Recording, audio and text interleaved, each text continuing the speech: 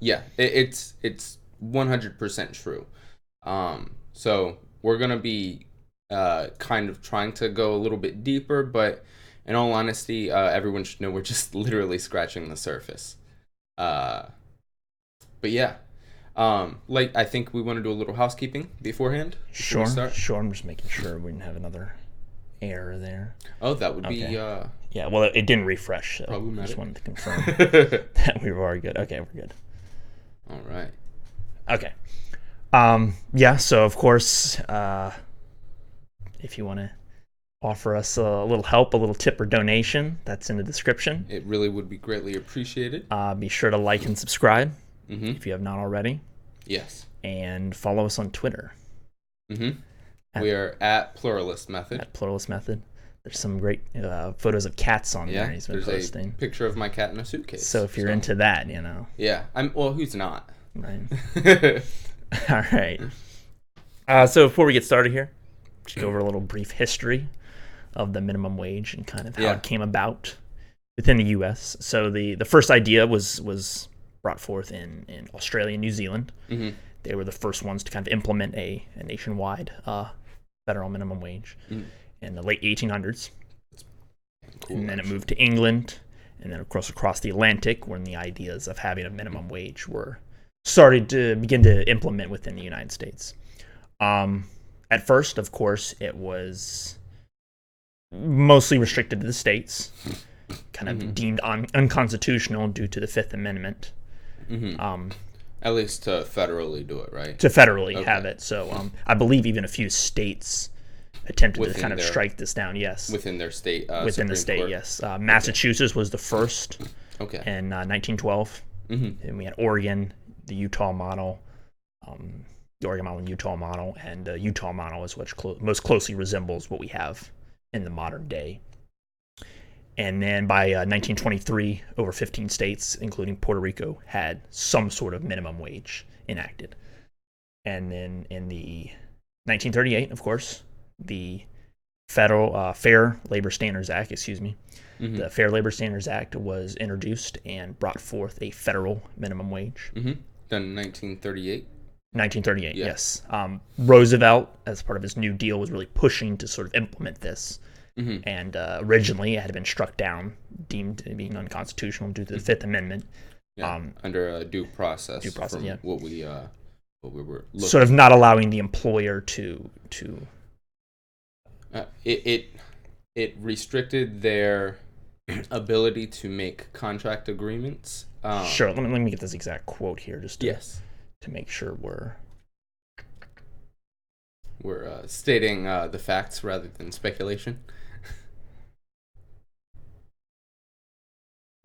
This is good podcasting right here. I like it. I just had it right here. Okay, here we go. The argument was made by opponents of the minimum wage that it violated the employer's constitutional right to freely enter an agreement into contracts and deprive them of their private property, i.e. their profits, without due process of law. So, and on that note, Roosevelt kind of threatened to stack the courts in an attempt to get this pushed through, and we briefly touched on that, but we won't even go there. Yeah, that may be a topic for another day.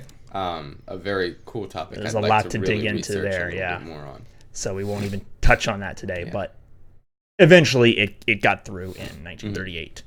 And from then on out, there has been steady increases throughout each decade, with a couple coming, I believe, within every decade. To where we are now, which is the federal minimum wage is $7.25, I believe. Yep. $7.25. Yes. And that was last increased in 2009. I believe it was down $6-something, like $6.50. Oh, wow. I didn't. I guess I didn't really look into the history. I was looking more into the policy side and the impacts on the economy at large. The meat of the issue, which we'll get to. Yes. And you wanted to go over a few just basic points that we have to consider now. Yes. Before we really get into the main question. And it's a little more than just a few. Just because, I mean, this is such a contentious issue that there are literally factors that... A lot of things you have to take into account. Yes. And some of these factors are the size of a population, unemployment rates when and how minimum wage increases or decreases are implemented. We have productivity of businesses and within businesses and within sectors and markets as a whole. That plays quite a bit of an impact as far as how minimum wage changes will influence markets and influence the economy at large. There's competition factors, hours worked within companies, potential new hiring or lack of new hiring potential, possible increase in prices. There are also some welfare implications that minimum wage changes will have. Also, family life will also be influenced quite a bit, and I'll touch on that a little bit. There's also environmental issues that need to be tackled. Safety standards could be a factor within changes in minimum wage rates. Healthcare could also end up coming up depending on how you implement a minimum wage increase or decrease. Possibly other benefits as well provided by the employer. What? Possibly other benefits as well provided by the impacts employer. on other benefits. Yes. As far as what they may or may not provide and the level. And we'll touch on that a little bit. There's also potential impacts on tourism, possible exploitation of workers, or safety or safety nets for workers, depending on which how you do these things. The last couple things to think about is, or actually the last thing I have is indexing. So how does inflation play a role in everything here and determining the effect of raising it or decreasing a minimum wage rate. So those are some things that really have to be looked into. And I'll touch on a little bit of these, I guess, as we go through, I guess. Or if you want to format it a different way, we could touch on each of these and then. Do you just want to walk through the list, or do you have kind of want to base it on the main question and then from there step? Let's base it on the main question and then see how it goes. If there's anything that we forget or that I don't mention, I'll mention. You can refer back to. Yes. Fair enough. All right, so we're moving pretty quickly, and we'll just move right into our main question. Yeah. Of course, I wanted to mention before we get started here, if you have any comments or questions you want to ask, feel free to ask them. We'll get to those at the end of the show. Please do, because those are encouraged. I always like to hear what you all want to say. Yeah, 100%. Or questions actually you might have that maybe we haven't even thought of, or actually, anything that could give us some insight. Sure. It really helps. Could branch off into an interesting conversation. Oh, it really could. I like that. All right, so let's jump right into the main question. So, does it get a simple answer for this? Will increasing the minimum wage be helpful for Americans? Give me a simple yes or no answer. Oh, I do have a simple answer, but it's not a yes or no answer. Oh, that was going to be a 10-minute live stream. The simplest answer is maybe. Oh. And the reason actually sounds like a politician over here. Yeah. Well, the reason I'm I personally I lean more towards just full disclosure for anyone listening. I lean more towards the increase of the minimum wage. I think that as do I. Yeah. I personally think that there are enough economists out there that are in some sort of agreement that an increase in minimum wage. Now, there is some variation as to what that minimum wage would be. Sure. And I actually that's one of my questions, which we'll get to. Yeah, and how it would be implemented. Of course. But the general consensus is that it would be generally good for individuals as well as the economy at large. But and kind of outweigh a lot of the negatives. It would outweigh a lot of the negatives. While we'll still address those. Yes.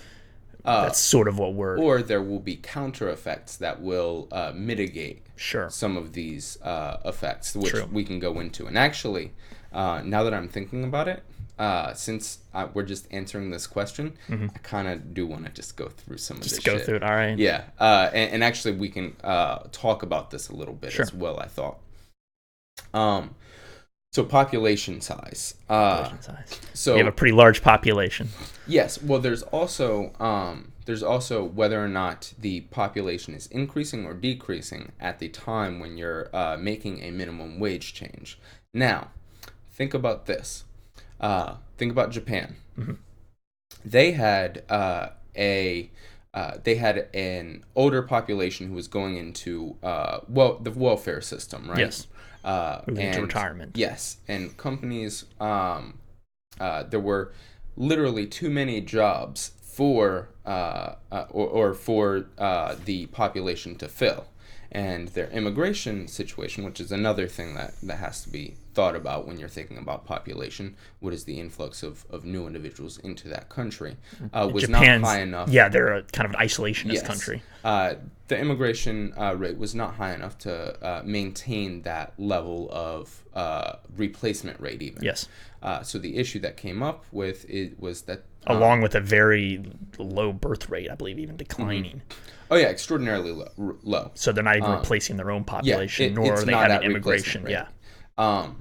So with that being a factor, what raising a minimum wage could do is it theoretically could reduce jobs. Now, if you are in a population that is increasing, a reduction in the number of jobs would be bad. Sure.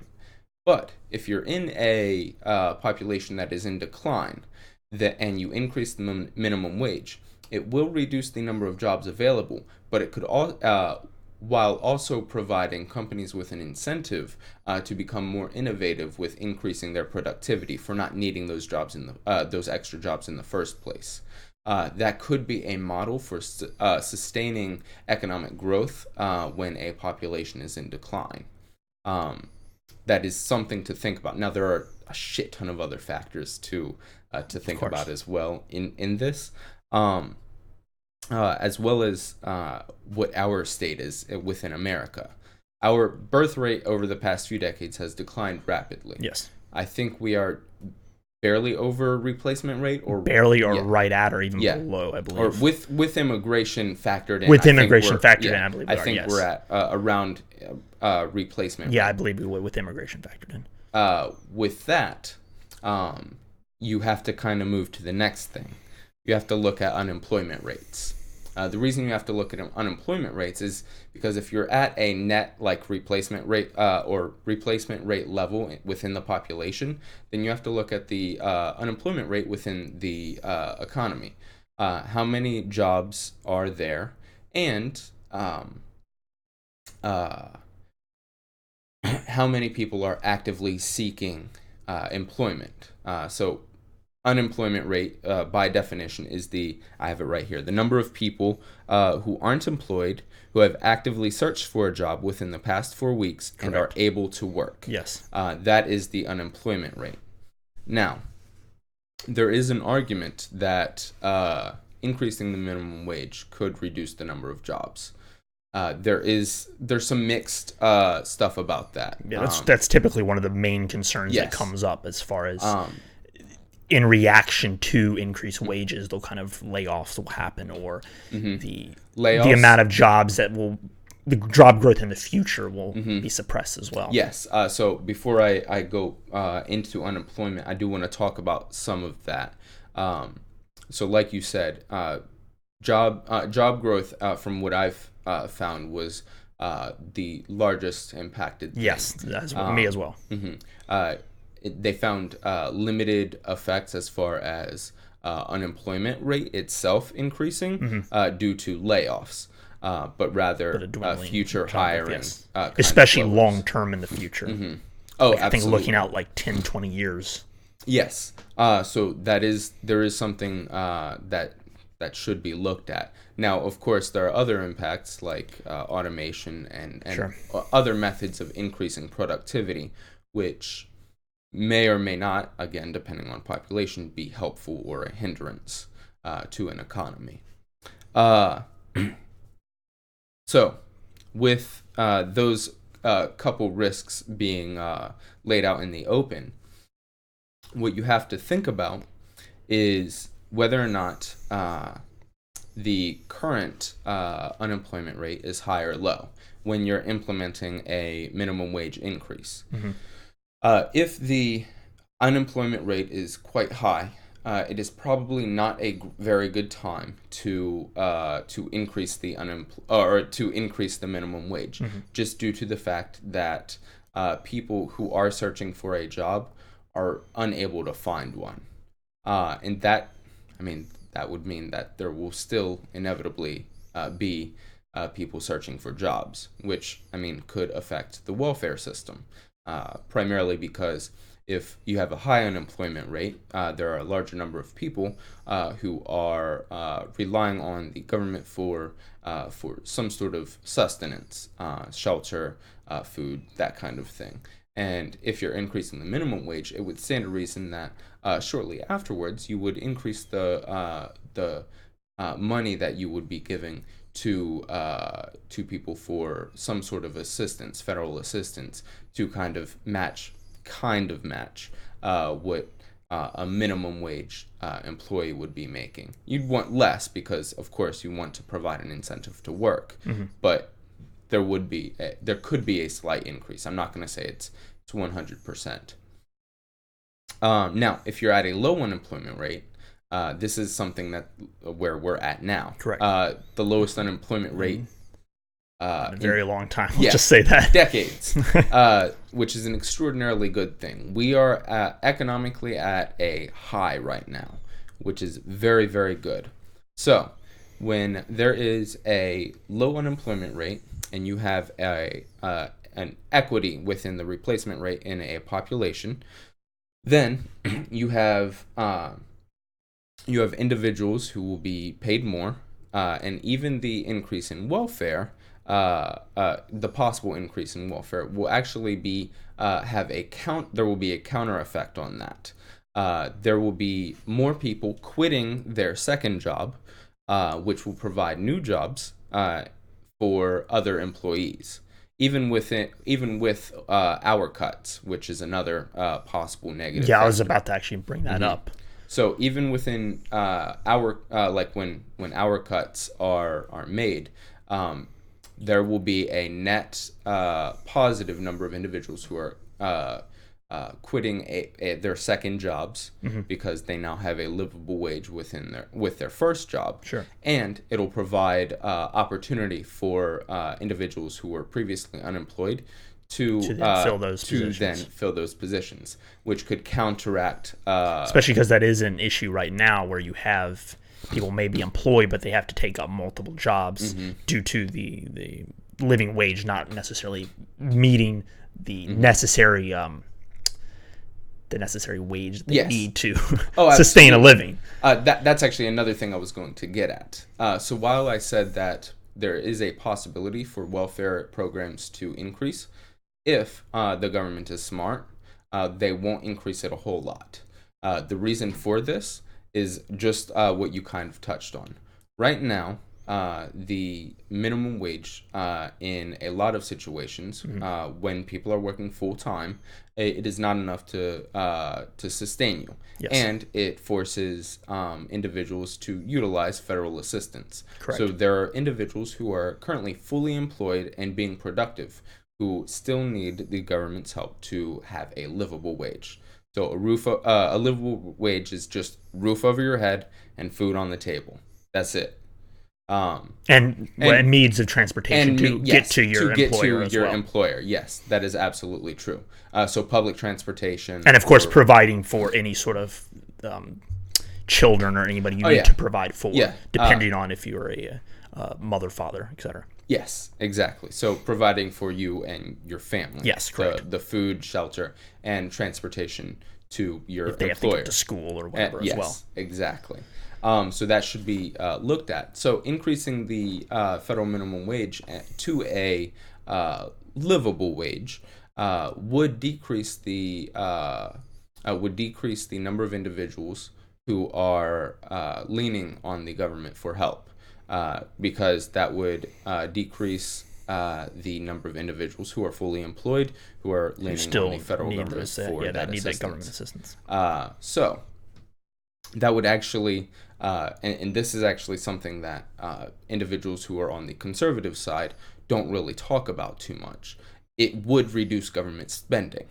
There is plenty of research, and the Economic Policy Institute actually comes out and has some great information about that.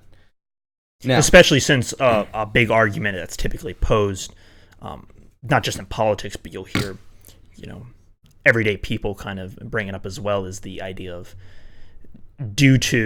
particularly due to people not being able to make enough, they're kind of incentivized to not work because they might be provided better with more benefits if they do not work, because what they're getting from actually working isn't enough to So actually, if you are smart, you will keep keep the welfare benefits either the same or slightly increased, but increase the minimum wage, and it will drastically reduce government spending. And it will. It's a great argument for anyone who would make the argument that there are too many people relying on the welfare system, and they're incentivized by the welfare system to not work. Yes, so it would provide a great counter to that. So that could be quite helpful. Now, with that, since we're already jumping into welfare, there's a couple things I did want to point out. The Economic Policy Institute, in particular, says that if you raise the minimum wage to $12 an hour, it would decrease public assistance by $17 billion annually. That is quite significant, especially due to the fact that we are consistently borrowing money from. Our government is consistently borrowing money year after year. I believe each year we're borrowing. Nope, I'm not even going to get into it because I don't have the exact number, but it's a lot. Yep, I can guarantee that. Just say that. Now, I do kind of want to talk about the counter, the other side of the argument. The argument against it. There are individuals who actually say that decreasing the minimum wage would provide a net boon to the economy, and could, if you, through certain measures, could increase competition within businesses enough to where wages would rise naturally. I personally don't ascribe to this, but I do want to lay out some of these factors because it should be weighed out, and the other side of the argument should be heard at, and make your own mind. Now, again, I want to be very upfront. I'm going to try my best to be unbiased, but some of the arguments seem a little convoluted and kind of muddled. On paper, they seem to kind of, in my idea, they make sense on paper, but reality, how things have actually played out in the real world doesn't really it doesn't really line up. Yes, the effects are not the effects that were stated on paper. Sure, yeah. But with that being said, I just want to give people full disclosure. So, there are a couple of ways that I found from different sources that you can increase competition within businesses, and that competition would increase the number of jobs. And with the increased number of jobs, there would be too many jobs and too little employees, which means companies will fight over employees by raising wages. Ideally, yeah. Now, how do you increase competition? You'll hear this a lot. If you decrease regulations within the federal government, it will increase competition. And there are two areas that I've found that could possibly help. According to the argument. Now, these two areas is environmental regulations. Sorry, I'm trying. environmental regulations and safety regulations. Yep. So, which are market failures that they don't really account for within economics. Yeah, I will say, in the papers that I read,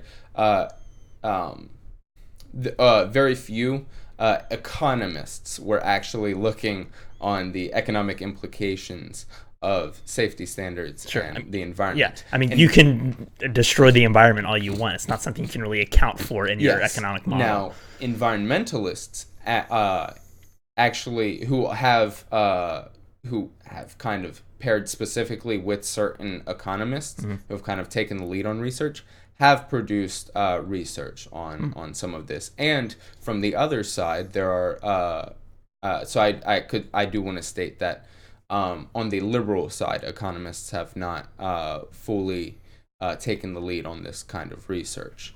Now, on the conservative side, if you are an economist with that bias, you have taken this approach. And it's not just economists, but other social scientists as well. Now, a lot of this on the conservative side is reducing, their arguments are that you cannot, the arguments that were out there were based on a rejection of global warming in general. With that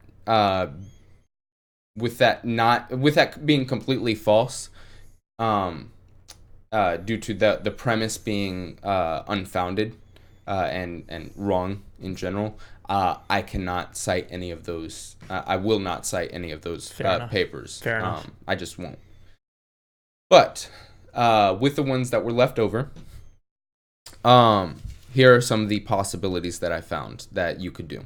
And this is accounting for environmental factors and safety factors. No, a lot of these did not account as far as addressing. Okay, yes.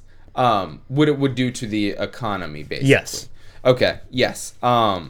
So, on the conservative side, you have individuals arguing that a decrease in carbon taxes, chemical disposal taxes or fees, and regulations on the amount of chemicals that you can dump and dispose of, reduction in the oversight of the EPA in general. I'm getting there.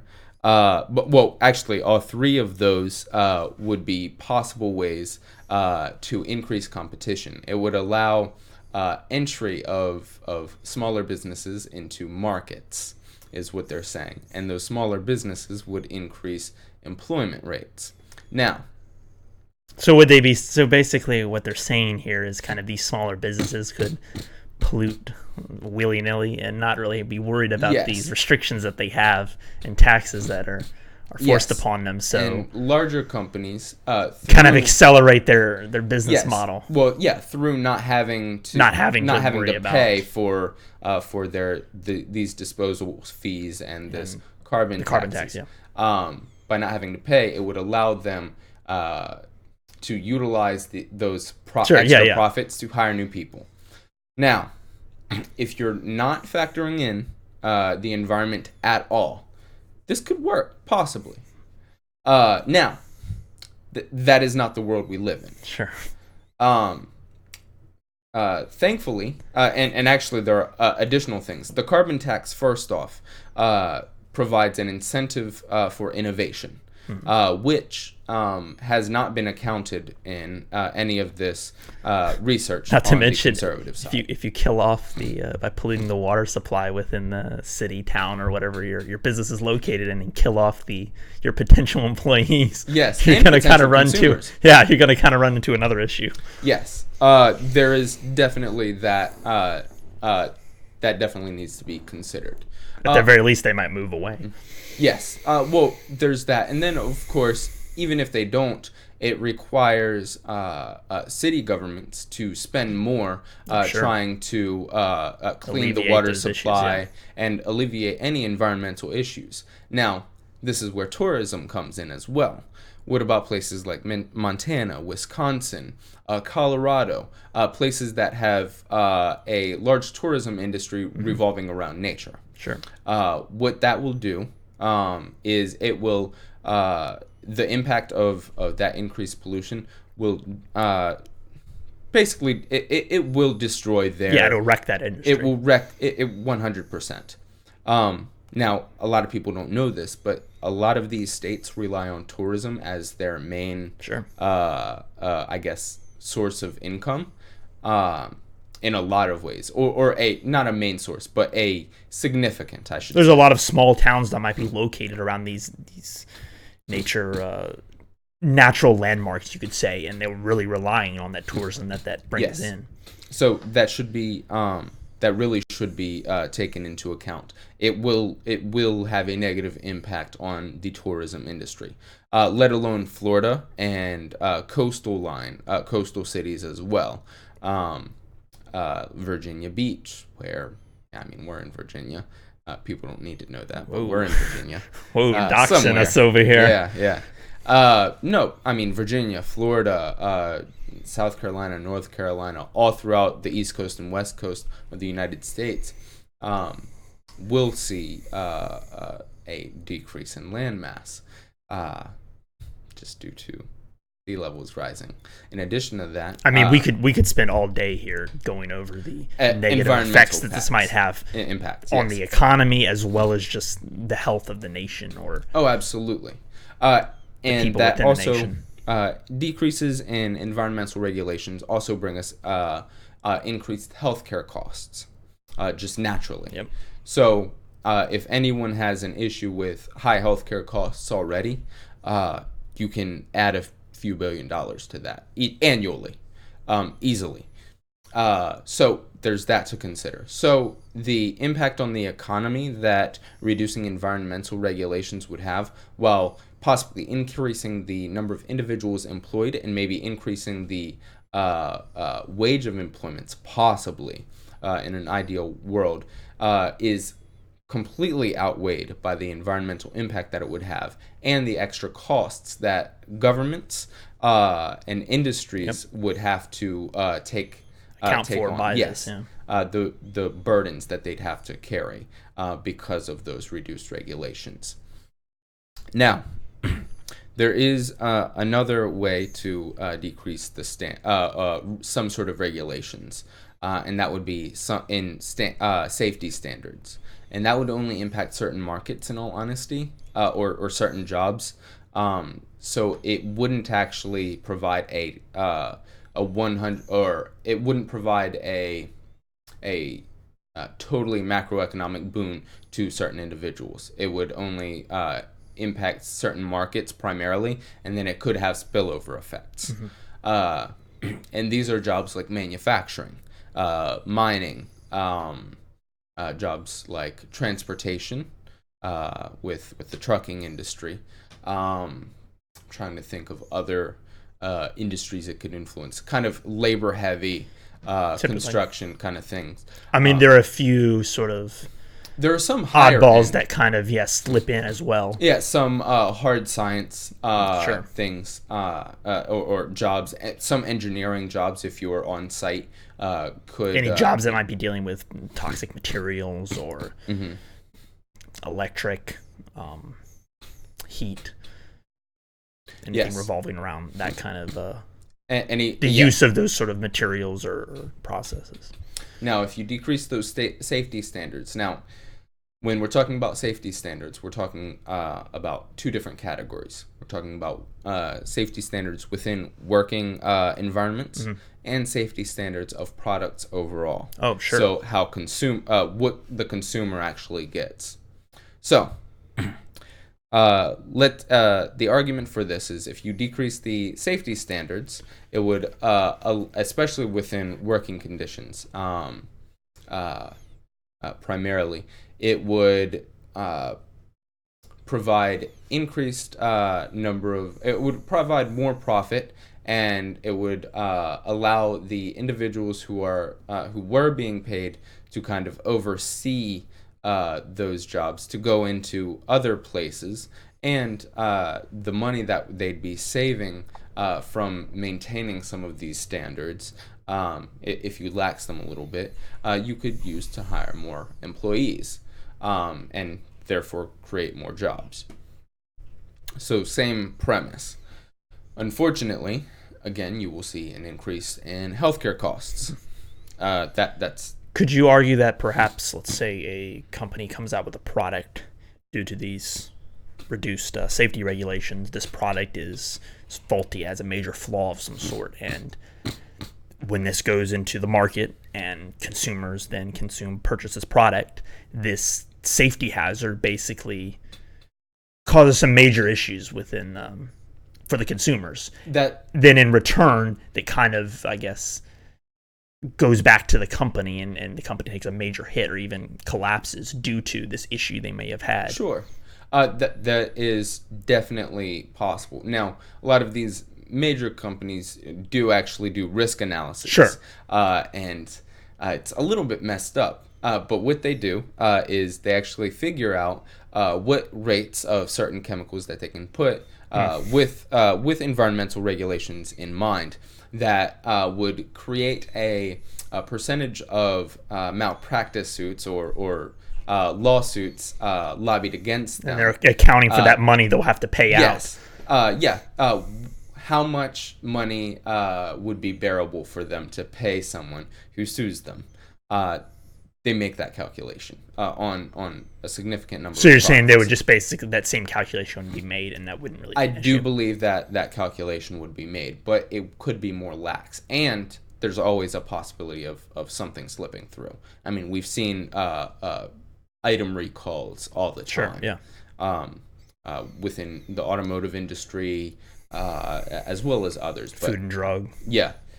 So you do see that quite a bit. Oh yeah, food and drug industry. It happens all the time. 100%. So that should be thought about. So I wouldn't really argue that the increase would be too much higher, as primarily because people would make that risk analysis. But for smaller companies, small to medium companies producing products, they will actually see an increase in the number of suits levied against them because they're not running. They don't have the ability to kind of run that. They don't have the ability to take the kind of brunt of that hit if that happens. And there are likely a larger number of them who are not running that risk analysis. Yeah, sure. Well as there's no less quality assurance, I guess, within the company, you could say, and they're not checking that as closely, maybe. Yes. Without these sort of regulations. Yes. But especially if it's not required of them. Mm-hmm. Would this also account for would safety regulations go into things such as child labor laws, or no, that wouldn't? Would that be? If you wanted to be a purist about it, it could. I don't think anyone is making. No reasonable person would make that argument. There will, however, be a number of individuals who would like to see a complete wiping out of hour caps.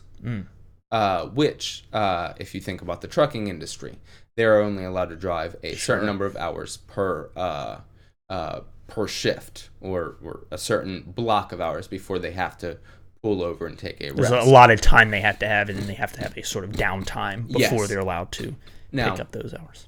If you reduce that wage, or reduce those regulations, and I'm speculating here a little bit, so I do want people to understand that.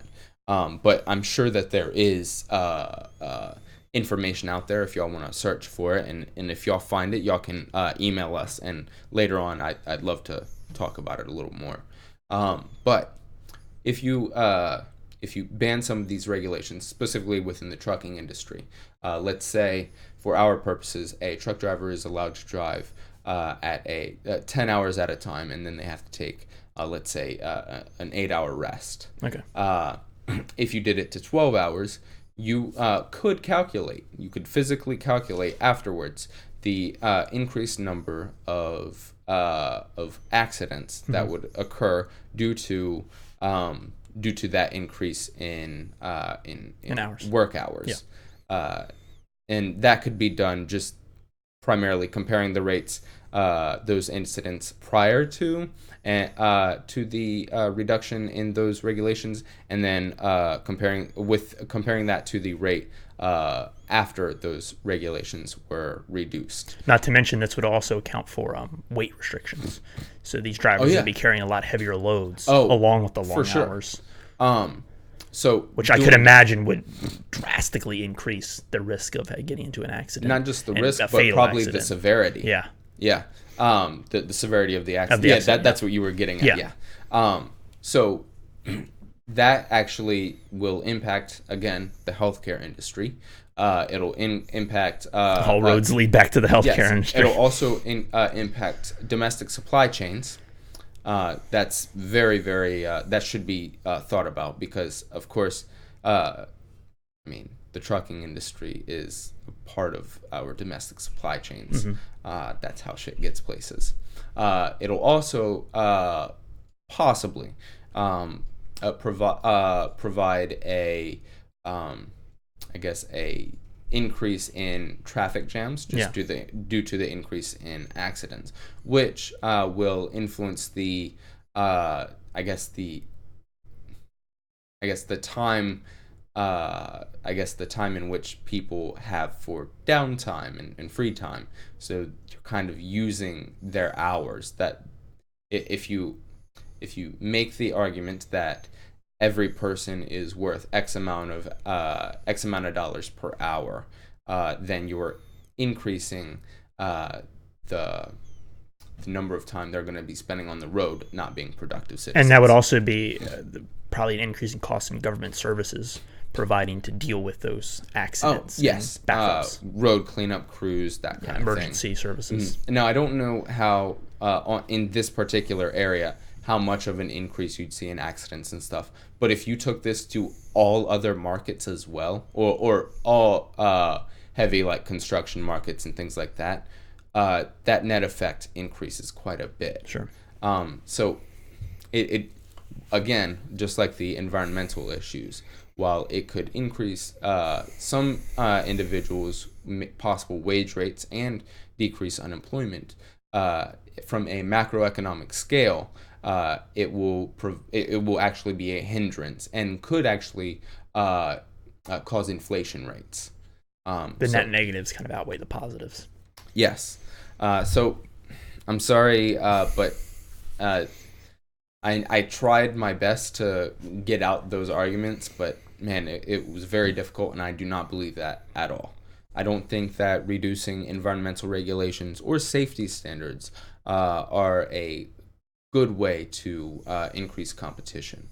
Now, there may be redundant regulations or some things like credentialing that may actually, while not being reduced, if they could be consolidated, could actually provide a net boon to the economy by increasing competition among businesses. Right now, credentialing, and this is a little bit of a tangent, but not really. Credentialing is, in many cases, state regulated. Mm-hmm. So think doctors, lawyers, truck drivers, in certain cases, CDLs, in certain cases, and other things as well. Those industries are state regulated. So if you had to move out to a different state, you have to recertify. Yes, you have to get a credential for that state. Now, if you created a federal credentialing system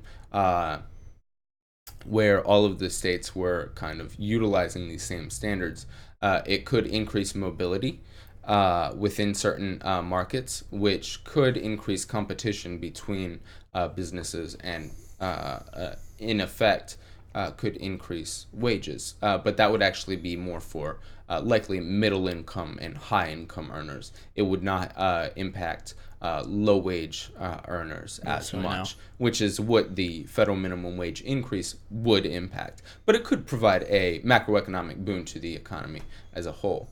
So I just wanted to state that. I feel like I'm hogging this conversation. No, it's fine. You got all the information. Just go right ahead. I'll jump in whenever I got something. Yeah, all right. So with the counter argument kind of laid out, and if anyone does who is listening does have a counter argument to this that has some reason and has some science, some scholarly and peer reviewed. I'm sorry. You have to have scholarly articles that are peer reviewed by an institution. If you want to make an assertion, if you have a question or possibly maybe a thought or an idea that you're not sure about, feel free to pose it, of course, and we'll address it. If you'd like to say something to the contrary, I personally would like a peer-reviewed article that I can look up. To the contrary, and you're kind of asserting that this is fact, or this is... Exactly. Or if you have an alternative idea that you know, rather than a question, then definitely. But even if, like I said, if you have an alternative idea but you're not quite sure about it, you can pose it in a question or just throw it out there, and that's perfectly fine. We'll address it if we're aware of it or we know how to address it. But absolutely. I don't want to discourage people from commenting. That would be a bad thing. But no, I've done quite a bit of research, and I actually do have some from the Cato Institute, which is traditionally a little bit more conservative. They do state that they are a nonpartisan think tank, but they set a little bit more on the libertarian values kind of thing, which is great. And actually, they'd probably be more. They may be more likely to support the increase in credentialing overall, which could be beneficial. But even they're going to take a realistic approach. I mean, they're not. No one's calling for a complete abolishment of minimum wage. Yeah, exactly. And there are some individuals who are for an abolishment of the minimum wage. But that gets pretty far into the fringes. Yeah, there is not. I don't know of any. It's like a true libertarian. Yeah, I don't know of any economist that is truly arguing for that. Or at least not in reality. There may be an idealist who... Sure, like a utopia kind of concept, like your libertarian utopia. Yes, exactly. and I mean, if you want to talk ideology and philosophy, I mean, all day, I'd love to discuss. Or you just want to, create your own fantasy or utopian world where all these things work perfectly. I mean, that's fine. Mm-hmm. By all means. So in addition to in addition to that, I do want to touch on how changes of minimum wage will impact family life. Sure. Now, we've talked about welfare a little bit, the welfare programs, but we actually have not discussed how having parents that are making a higher wage, especially among low-wage earners, among that population, how will that influence child treatment and social services for child care? Now, there are some arguments, and these are some valid arguments, that says that child care rates, like the cost of child care, so if you went to a preschool and you had to drop your kid off at preschool, those rates would increase. I mean, if you have to increase the wage that you're paying the individuals caring for your kids, there will be a net increase in the child care expenses. Yes. So that should be understood. But let's look on the other side. That impact would not completely outweigh the increase in money, the overall increase in finances that family has received. And actually, overall, most economists agree that the inflation rate in general would not increase to a rate that would affect or negate the increase in minimum wage at all. There is a consensus there. But another thing to look at is, what about the rates of child neglect? Child neglect actually as if you're looking at this from a economic standpoint, it increases the amount of government funding that a government has to spend on child protective services employees, the number of individuals who have to go out and make these assessments, the number of people who are manning hotlines to receive possible calls. So that actually impacts the economy. If you increase the federal minimum wage, and actually I want to read off of this because this is actually from the Child and Youth Services Review, and basically their argument is if you reduce if you increase the minimum wage by $1, you can see a 9.6% decline in maltreatment cases. Now, with that reduction, that means that you can significantly reduce the number of individuals that you need for child protective services and that kind of thing. It also means that families stay together. It reduces court fees. It reduces police visits and things like that. So, what the government has to kind of pay for the child. Yes. So if you're looking at that and factoring that in as well, as far as childcare is concerned, increasing the minimum wage would have a positive impact. And even from like a humanitarian approach, it seems like a pretty positive impact. Oh, yes. Now, we are in reality, so I did want to expressly say in the beginning that childcare expenses primarily for preschool children and parents that where both parents, or if you are a single parent where you have to work, those childcare expenses will go up. So that should be understood as well. Let me see if I have anything else over here that I really want to go into. Yeah, so I talked about increases in healthcare. I talked a little bit about productivity, but actually we can talk a little about automation. We brought this up a little bit before, so we'll touch on this a bit, and then I have a few questions I want to throw at this you. This will be the last thing I want to go over in particular. So crack at it. Yeah. So as productivity increases, there is especially with automation, there is a fear that the number of jobs will decrease. That should be taken into account. And that's a concern within recent years has drastically increased. Mm-hmm. And that rate, and with unemployment, and with our current unemployment being pretty low, it's not too concerning yet, but it could be an issue later on. And if you, there is an argument that if you increase the minimum wage, and slow job growth, automation, the increase in automation will I guess go in overdrive, and the number of jobs being replaced by automation will increase. So that is a possibility. It's kind of where you'll see people bring up how at McDonald's or a fast food chain of some sort, your cashiers are being replaced by automated touchscreens or whatnot, or call center type things. But that should, there is something to weigh in there.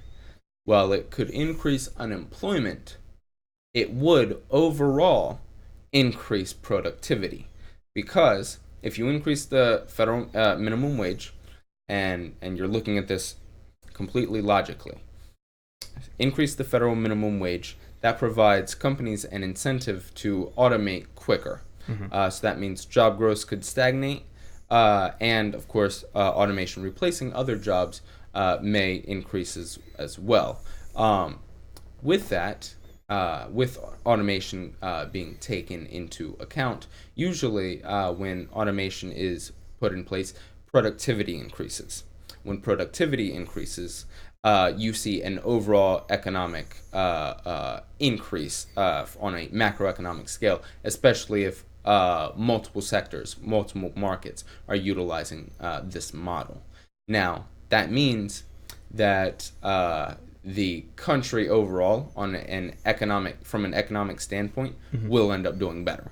So, I mean, if you are a capitalist, then fuck, you kind of still want to do this. Sure. When you're factoring in automation, it could be bad for. It could actually be. There could be a possibility where this is bad for workers, but I don't think, personally, that automation will increase at such a rate, especially given population size, which should be taken into account.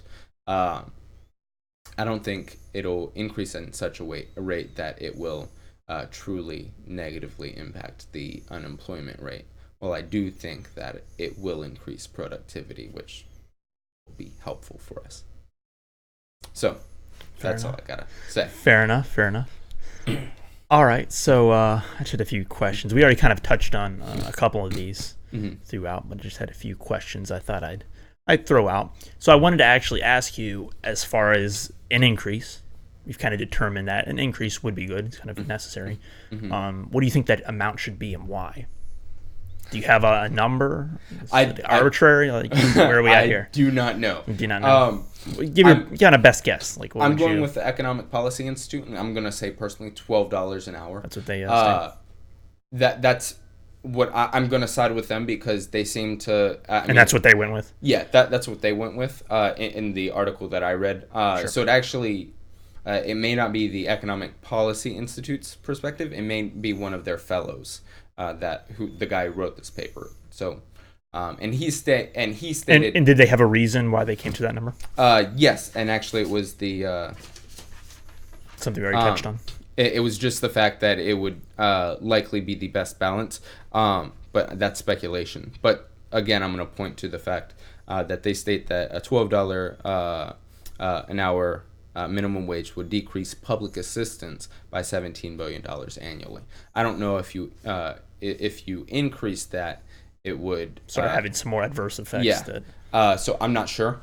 Of course, this would be the federal increase, so you would still have states which could vary their minimum wages as well, which you have to take into account. Actually, yeah, geography, because the industries that exist within different states vary. There are a few things, as well as the cost of living, to talk about as far as location, due to the fact that if we went by the $12 an hour wage, and not the 15 that a number of individuals are currently advocating for, which I understand. I mean, that could be a better rate. I'm not sure. I'm not sure. But if you went by the $12 an hour, I don't know if you could pull up the number of states that actually have a $12 an hour minimum wage just by itself or over.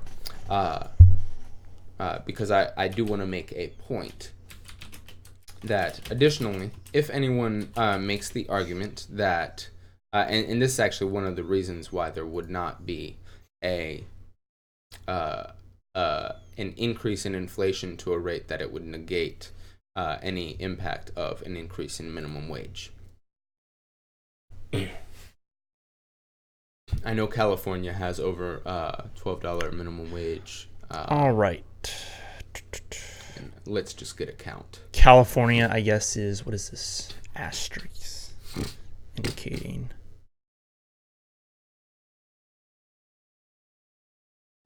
So California actually has a $12 rate for employers with 26 or more, but an $11 rate with employers of 25 or less.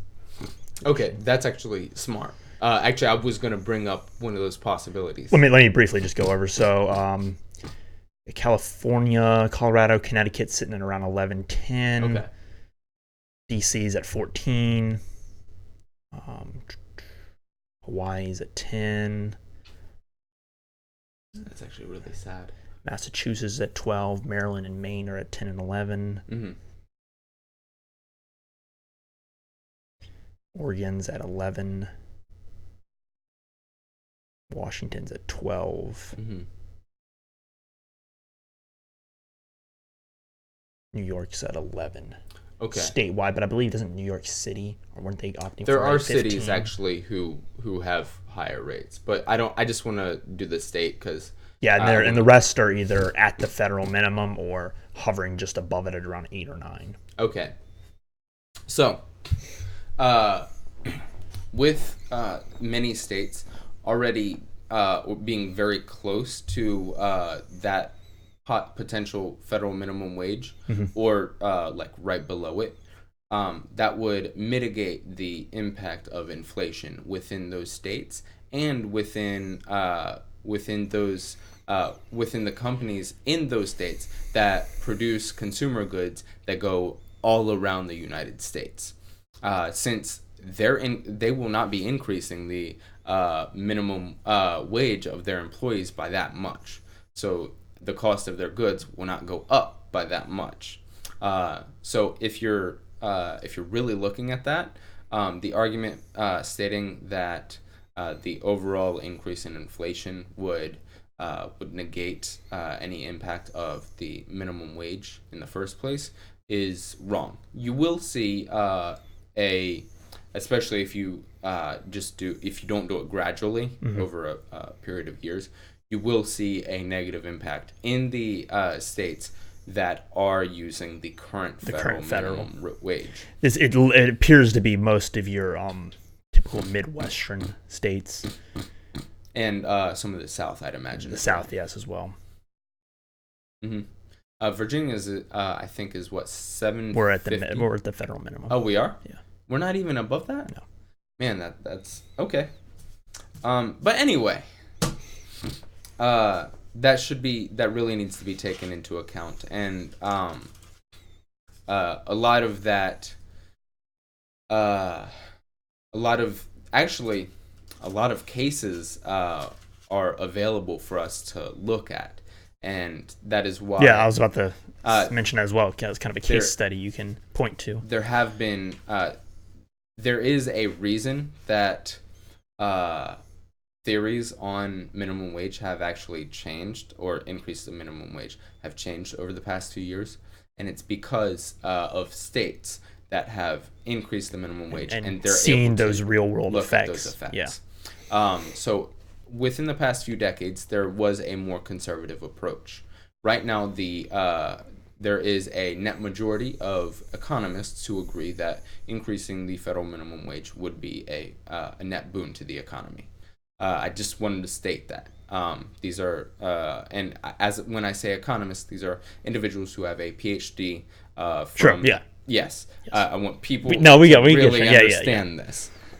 So the reason, or one of the reasons why those sentiments have changed is because we now have case studies and we're able to truly look at what's happened within those industries, what has happened to employment rates, how does it affect the healthcare system, environmental impacts, anything like that. With that, that goes to one of my other questions, which I sort of wanted to bounce off onto.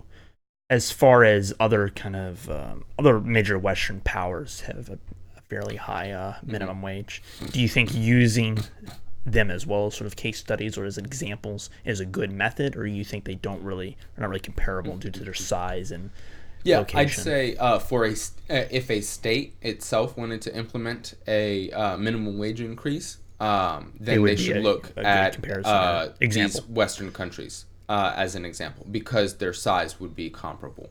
Now, for the United States, due to the fact that it is a federal government, and it is so much larger, I don't think it'd be a population very good idea. And the size of our economy. Yeah, I don't think it's a great idea. Fair enough.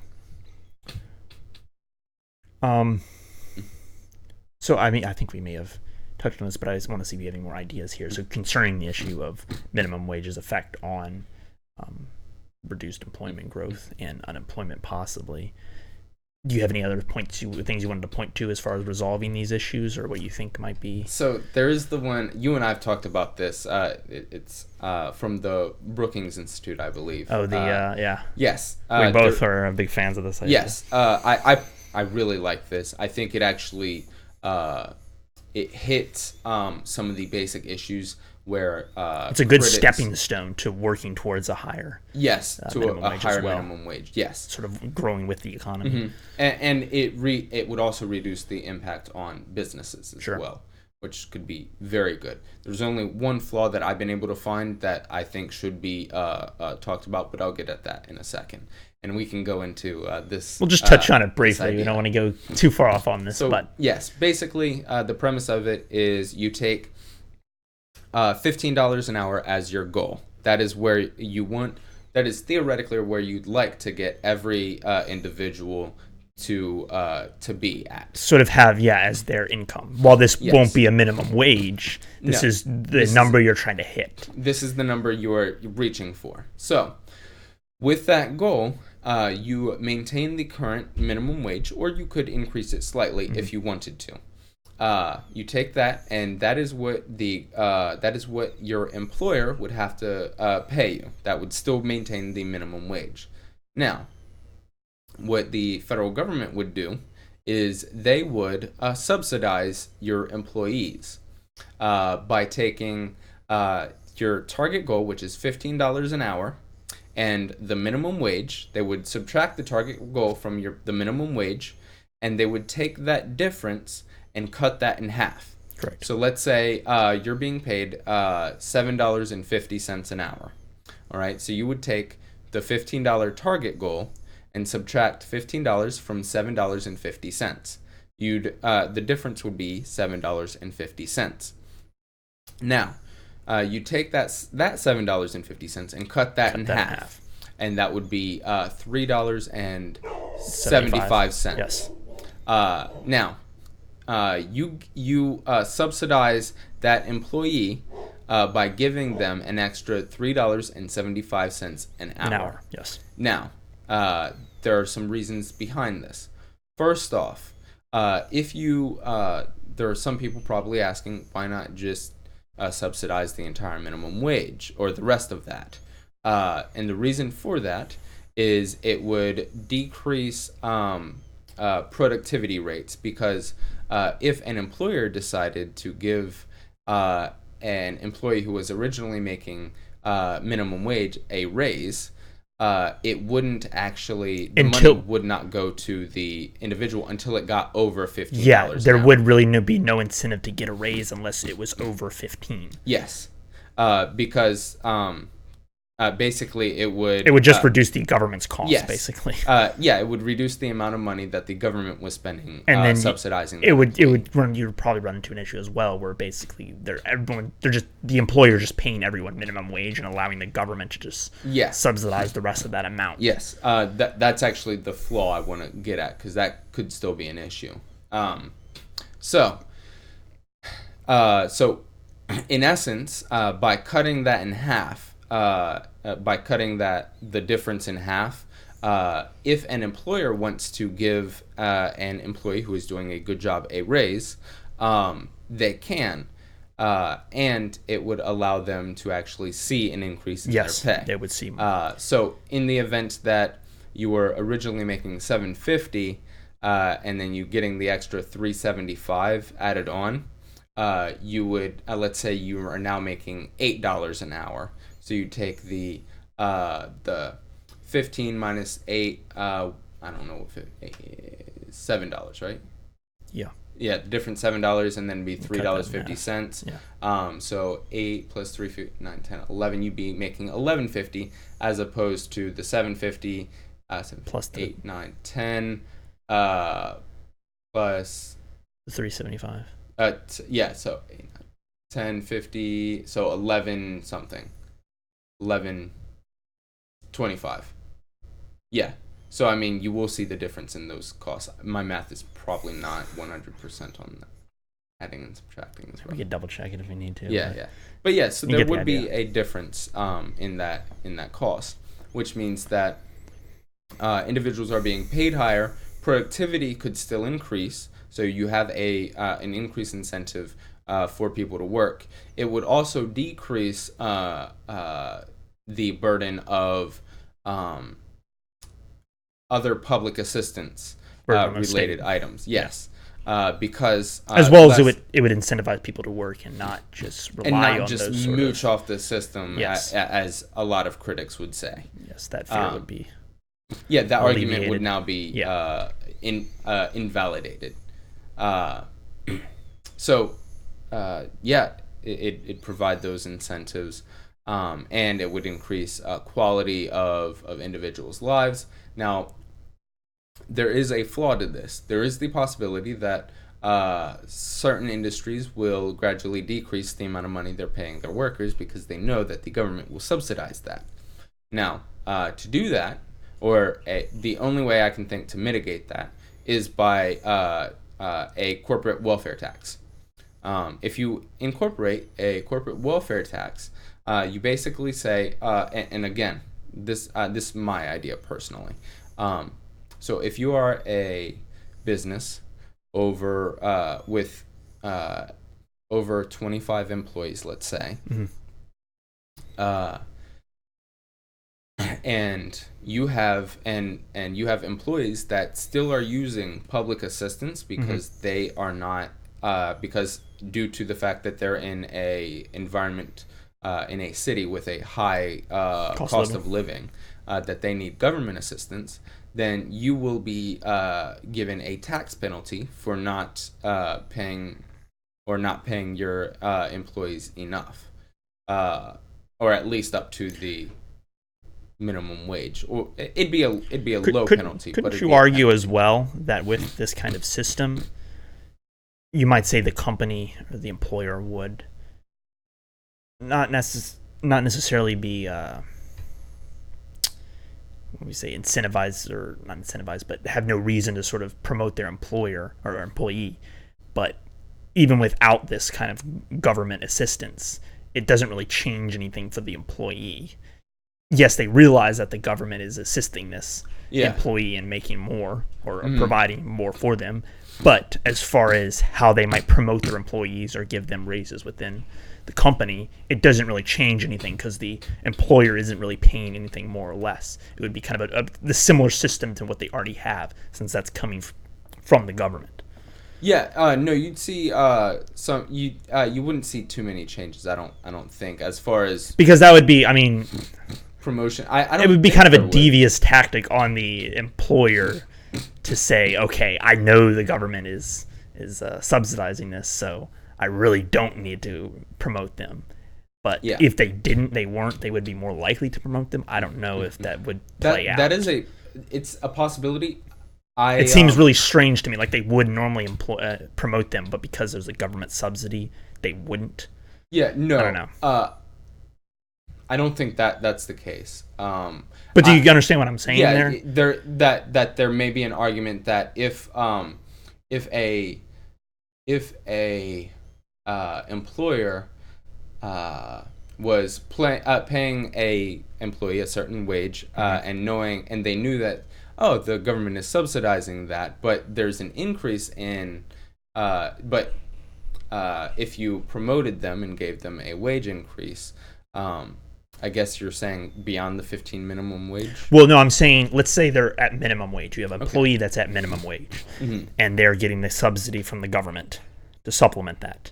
Okay. If that subsidy wasn't there, you would hope the employer would promote them for perhaps, productivity or moving up in the company, right? If they produce and they say they get a $1 increase. If the government subsidy is there, what is, not the argument, but it seems kind of devious that the employer would say, okay, I don't want to promote them now, despite them meeting these requirements for promotion, because I know the government's subsidizing them. Because nothing's changing for them. The government's subsidizing them. So them giving that employee the raise doesn't affect anything if the government subsidy was there or not. Do you get what I'm saying? It doesn't change the fact the government subsidy being there doesn't affect anything for the employee. Oh, so you're saying that there may be an employer with an ideology that kind of looks down on government subsidies overall? No, I'm wondering why that would be a reason. I don't think that would be. Well, you said before because. Oh no, that's not what I was saying. I may have miscommunicated. I think. My thought was more on the lines of not as far as a promotion is concerned, but as far as a raise is concerned. I think you were raise promotion. I'm using them kind of interchangeably, like when it comes time for a raise. Okay. Well, as far as raises are concerned, I don't think that would be impact. But I do think that for large corporations who are paying a standard rate to all employees for kind of the lower wage jobs, you think they would pay them less if they knew the government subsidy was there? Yes. What would be the reasoning behind that? They'd save more money. How would they save money? I guess, but but without the government subsidy, why would they pay them more anyway? You'd pay them more if they produced more. Well, that's what I'm saying. Okay. So without the government subsidy, they're paying a minimum wage. With the government subsidy, no, I'm not making an argument stating that that the number of wages would raises. The number of raises would decrease. I'm saying that there could be the number of jobs that are starting off at low wages would increase. Well, why, even without the government subsidy, why would they start them higher? I guess is what I'm asking. Due to analyses of job competition. So how do you? So you're saying this would affect the job competition? So a corporation will make a determination that they're going to do an analysis of what rate can I.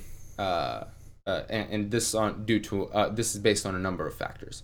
So you have turnover rate, you have the cost of training, and then you have the wage that you're going to hire an employee at. So the analysis should include or should ask the question: how can I maximize the efficiency how can I maximize the efficiency of an employee while keeping turnover rates at an acceptable rate when taking in consideration the cost of training? Because if you decrease turnover rate, the return on your investment in that training will increase. You gain more profit from that. And a very good way to do that is to pay an employee an extra 25 cents an hour. But that incentive would decrease because the analysis would change. Because now if you have a government subsidy in there in the first place, that means that instead of you paying them 25 cents an hour, which would extra an hour over the minimum wage, which could get some people in, you could pay them minimum wage, but the government's going to subsidize them more than that 25 cents an hour in the first place. So that company will end up paying less. Yeah, but wouldn't they still be getting more with the extra 25 cents? The employee? Yeah. The employee would, but the company still saves money. That's what I'm saying. But I'm saying overall, with the government subsidy, even if they paid them more, the employee's still getting more. So you're saying that... so the effect still takes place. You're saying that additional 25 cents could still have an effect within that? Well, it would have an effect. It could. It depends on the analysis. Because if you're... Well, I mean, it would have an effect as far as the employee making more money. Oh, yes. It would have that effect. But it may not increase their productivity, or it may not have a significant change in turnover rates. So that would be the reason to not do that. Because if you think about it, you want to meet a threshold. So you want your employee to be paying them enough so that they stay long enough, so that the training investment that you placed in them pays off in some way or another. So through the amount of time they're there and the amount of units they've produced of whatever work. Now you may not see with the government subsidy in there the 25 cents before the subsidy was in place that increased. You'll see that much of an increase in. So you're saying that increase amount might not be enough fully to really be worth it as far as reducing the turnover rate. And I think that's true. I mean, the more you increase it, the less or when you get to a certain point, and it varies by market. So I don't want anyone to think I'm stating that extra 25 cents and then higher you go, it's gonna get worse. But in certain industries, once you hit a threshold, the amount of or the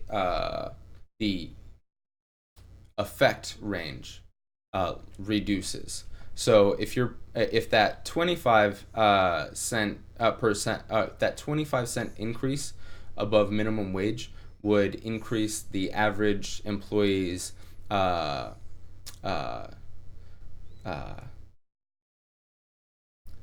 tenure at a job by 6 months, maybe an extra maybe an additional 25 cents onto that would only increase their tenure by another 3 months. Isn't this I don't want to interrupt you, but isn't this the idea how I've heard of this before? I forgot what it's called exactly, but where incentivizing employees up to a certain amount, like once an employee reaches a certain amount of money made, like let's say yearly, let's say, I don't know, 100,000 or something.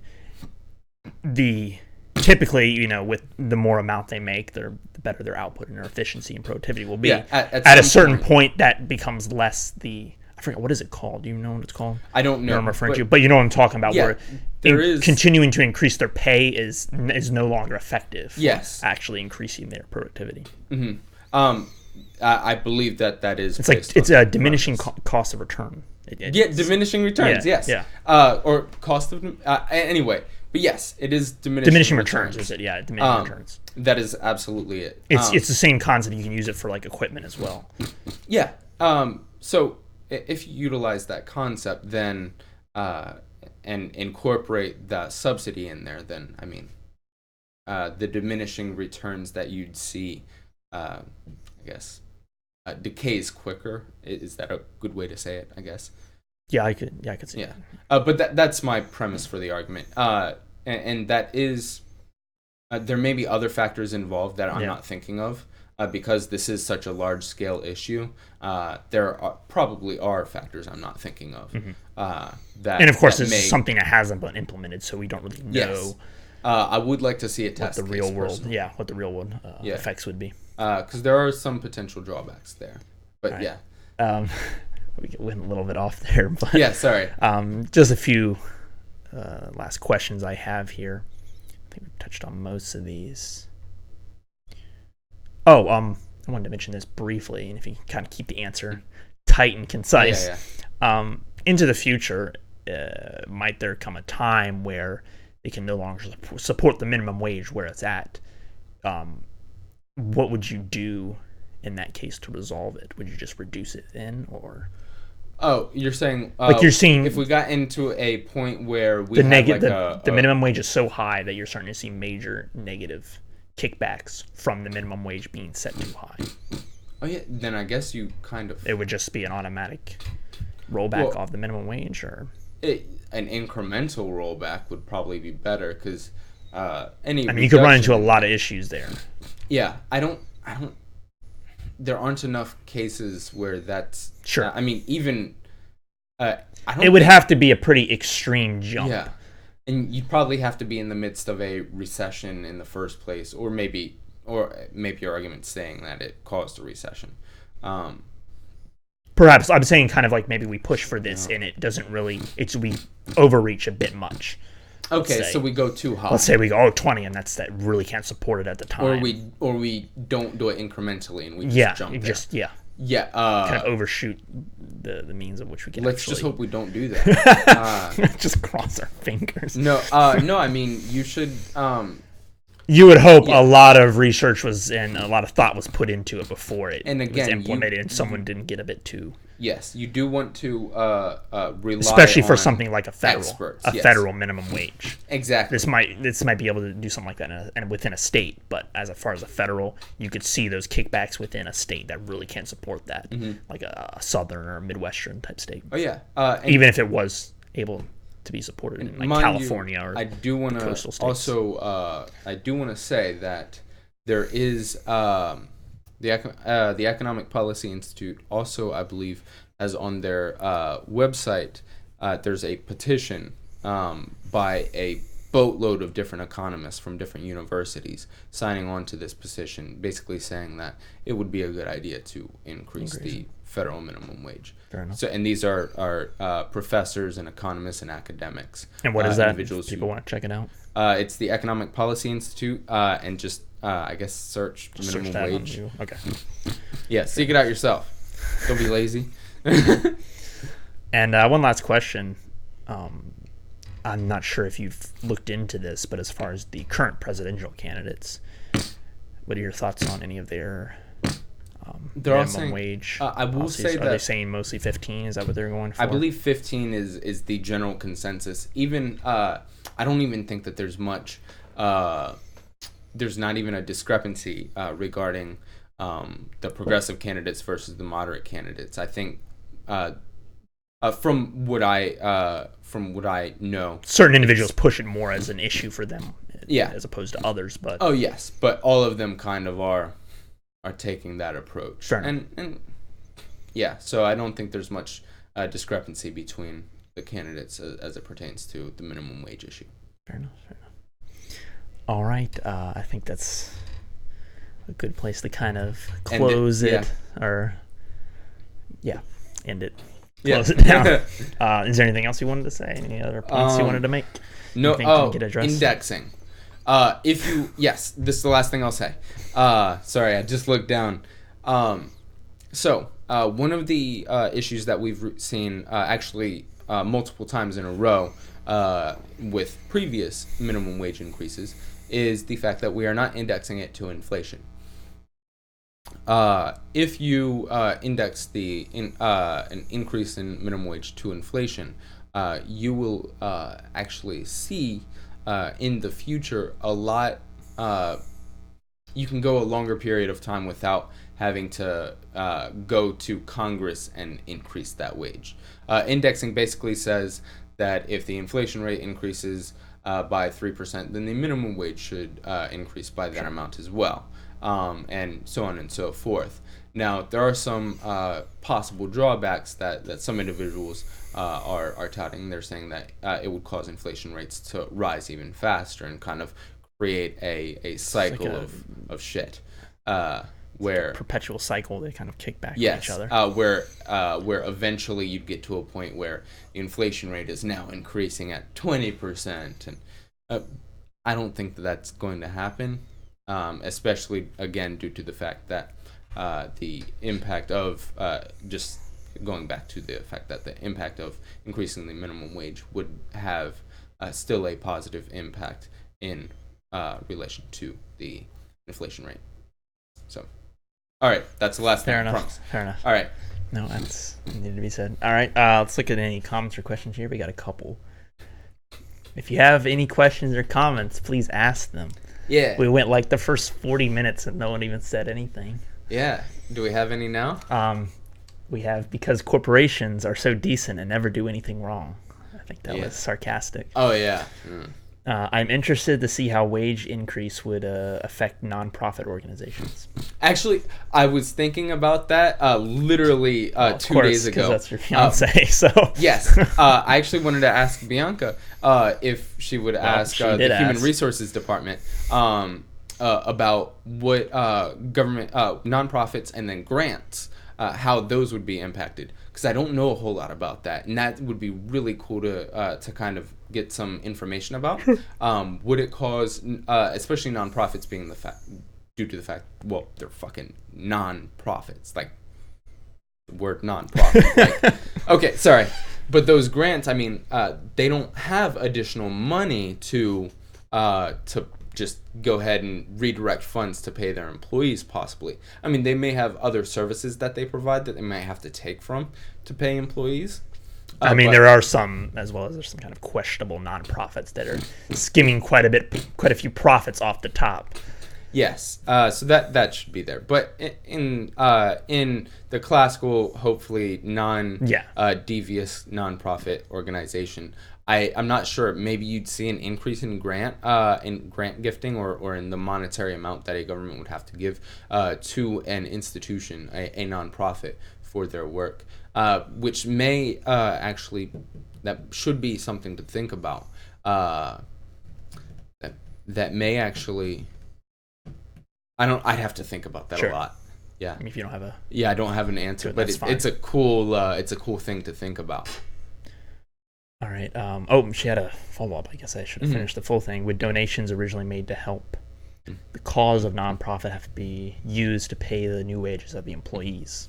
That's a possibility. So nonprofits get their money from two places. They get it from donations from individual citizens, and they get it from grants from either research institutions or, if not a research, some sort of social welfare institution as well. If your nonprofit is like an environmental nonprofit, then you might be getting some grants for some sort of research, or maybe some or cleanup stuff from like the I believe it's NIHS, the National Institute of Health Services. Yeah, I believe that's it. Yeah, things like that. Additionally, there are some welfare programs that will provide grants. I would probably state that it would vary by from nonprofit to nonprofit, and you could probably incorporate additional. You could provide additional rules. So individuals working in the nonprofit sector, if someone was so inclined, you could increase the minimum wage much more gradually if that is the way you wanted to go. I would probably say that's not the best way to go, and in fact, probably increased grant giving should maybe be thought of. I personally think that an increase in grants in general should be I guess, done anyway, especially research grants, and then in nonprofits that actually have some oversight over their activities, which most of them do. Yeah, I hope. Yeah, there's enough oversight to where you can really verify that these nonprofits are doing what they set out to do. And that would actually, I think, increases in those grants could actually reduce the other welfare costs and other governmental expenditures elsewhere, because you have other organizations doing this research or doing this environmental cleanup or taking care of the animals like Bianca does. Fair enough. And yeah, she states, I just know raises are hard to get at my job because of being a nonprofit, so mandatory raise might make things difficult. All right. Does anybody else have any other questions they want to, or comments they want to throw out before we close this thing up? We're running a little bit over time here, but... Oh, yeah, I felt like I talked for hours. I mean, you had a lot to throw out. Well, it is a lot. Like, it's a big topic. Yeah.